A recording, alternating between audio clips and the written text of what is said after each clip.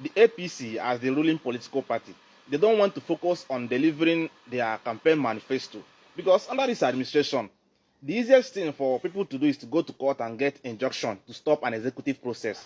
In some states, it has been happening. Like, they don't want to see any opposition rise. Look at what is happening with this Abure case and Labour Party case. Small thing, Abure will go to court and stop an order, proclaim himself as the political chairman of the party, even when his tenure has expired. Listen to Kenneth as he discuss the situation in Labour Party. Let's hear from him. What I'm implying is that when the leadership of a party has no relevance, has no legitimacy from the members of the party, it is reasonable to infer that they are working for other surrogates. Remember, when Abure went to the Nnewi to do the illegal election, in my own view, the Supreme Court has not ruled. He said the ticket is reserved for Peter Obi. And I said in this program that that's bribery, that he wants to use it to make Peter Obi to close his eyes on the illegality they are doing. When their tenure ended, it was not even Peter Obi that said their tenure has ended. It was INEC, and they were disgraced out. And that comes to the culpability of INEC. If INEC said their tenure has ended, why did they not accept the caretaker committee? You see, all these things are all just. But the issue here is this.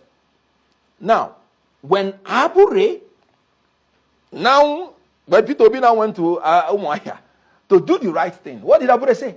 No, the ticket is no longer reserved. What does that tell you? These are transactional politicians who have no policy, who have no principle, but what they are doing there is no trade. And he said, Oti, we don't have ticket for you. Who do you think they are reserving the ticket for? Let me give you a poser. The deputy speaker of the National Assembly told Oti, look, I will not sit down as a man of the ruling party and allow opposition to govern Abia State. And then there is an Abure that is saying that ticket is no longer reserved for you. And they are winning cases in court.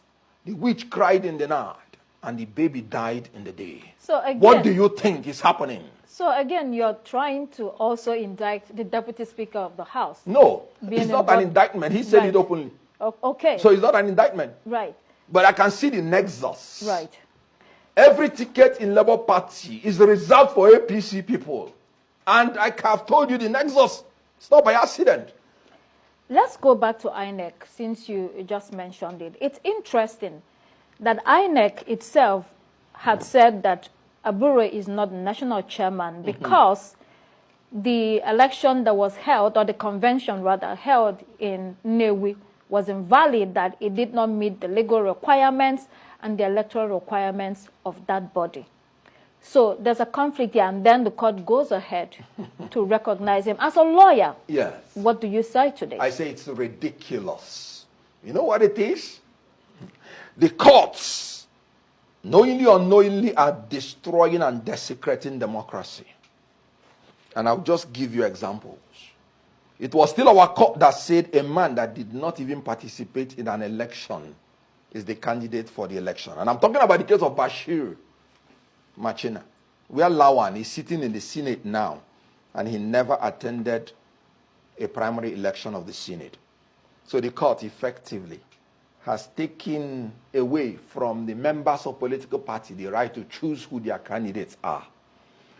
A referee, a regulator, an INEC told you, the court, that this man is unknown to us and his leadership is unknown to us.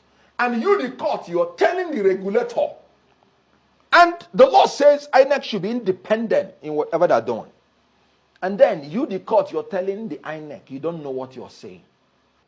A man that did not invite any member of the Labour Party to vote. And you, the court, you're saying you don't know what you're saying.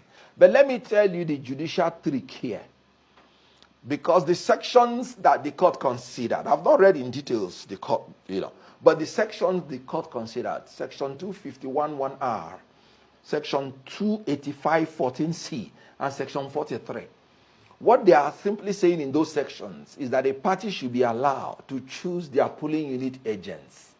So this bunch of strategic transactional politicians. They went to court when there was no alternative leadership to tell the court, Ondo state election is coming up. We don't have agents. If you don't allow us, if INEC does not allow us to come in, that will frustrate the party. So the party should be allowed under the leadership of Abure, since there was no leadership. You see why we would have moved ahead in time so that there will be alternative. And that was why I was talking about being decisive and doing the right thing at the right hour. Then you see the trickishness. So they did not go into the depth of whether it is legal or illegal.